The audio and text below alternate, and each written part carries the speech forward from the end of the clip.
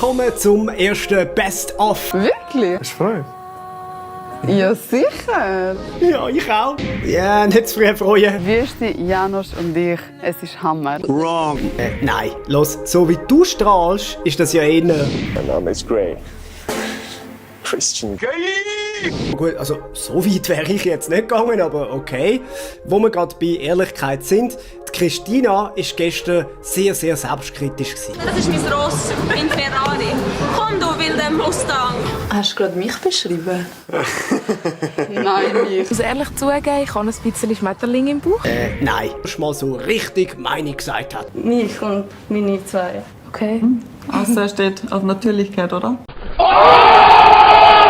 Ey, was meint ihr? Wir sind jetzt schon ziemlich lang jetzt hier.